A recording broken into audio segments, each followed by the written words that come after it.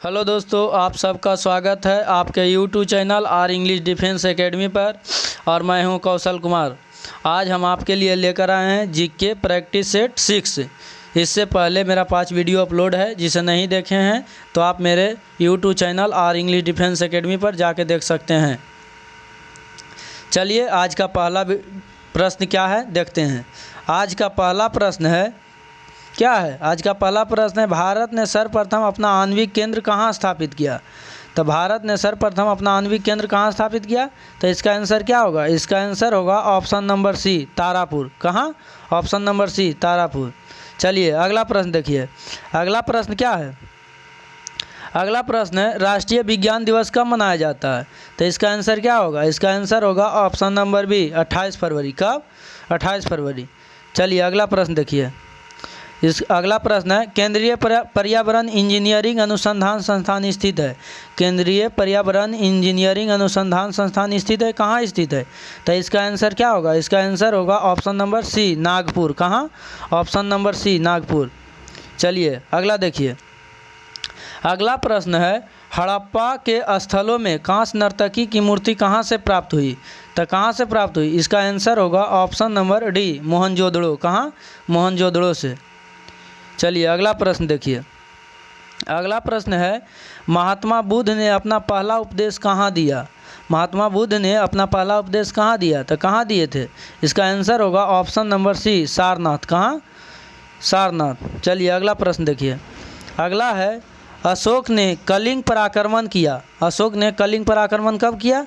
तो इसका आंसर होगा ऑप्शन नंबर बी, 261 ईस्वी पूर्व। चलिए अगला प्रश्न देखिए। पृथ्वी किस गैलेक्सी का भाग है। पृथ्वी किस गैलेक्सी का भाग है।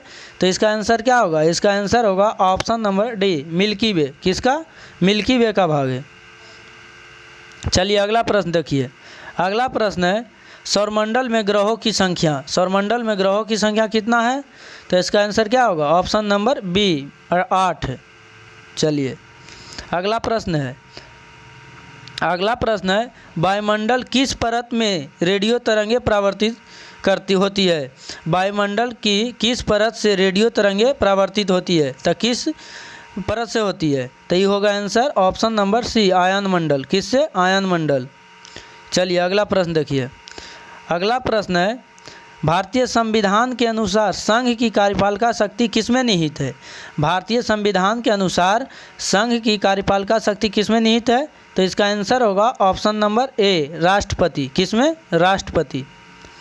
चलिए अगला प्रश्न देखिए। अगला प्रश्न क्या है। अगला प्रश्न है, संविधान सभा ने राष्ट्रीय गान को कब स्वीकार किया। संविधान सभा ने राष्ट्रीय गान को कब स्वीकार किया।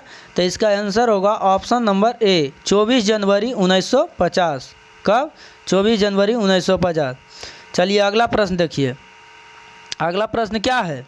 अगला प्रश्न है, द्वितीय पंचवर्षीय योजना विकास के किस मॉडल पर आधारित थी। द्वितीय पंचवर्षीय योजना विकास के किस मॉडल पर आधारित थी।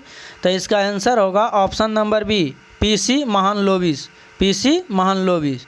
चलिए अगला देखिए। अगला है, मुद्रास्फीति में क्या होता है। मुद्रास्फीति में वस्तुओं के मूल्य बढ़ते हैं और मुद्रा का मूल्य घटता है। क्या होता है। वस्तुओं के मूल्य बढ़ते हैं और मुद्रा का मूल्य घटता है। तो इसका आंसर क्या होगा। इसका आंसर होगा ऑप्शन नंबर डी, ए और बी दोनों। चलिए अगला प्रश्न देखिए। अगला प्रश्न क्या है। अगला प्रश्न है, भारतीय लघु उद्योग विकास बैंक का मुख्यालय कहाँ है। भारतीय लघु उद्योग विकास बैंक का मुख्यालय कहाँ है। तो इसका आंसर क्या होगा। इसका आंसर होगा ऑप्शन नंबर सी, लखनऊ। कहाँ? लखनऊ। चलिए अगला देखिए। अगला है, कंप्यूटर आंकड़ों में अशुद्धि को कहा जाता है। कंप्यूटर में आंकड़ा जो अशुद्ध रहता है उसे क्या कहा जाता है। बग कहा जाता है। क्या कहा जाता है। बग कहा जाता है। चलिए आज यहीं तक। अगला सेट हम कल लेकर आएंगे। फिर मेरा वीडियो को पूरा देखिए और अच्छा लगे तो सब्सक्राइब कीजिए, लाइक कीजिए, शेयर कीजिए।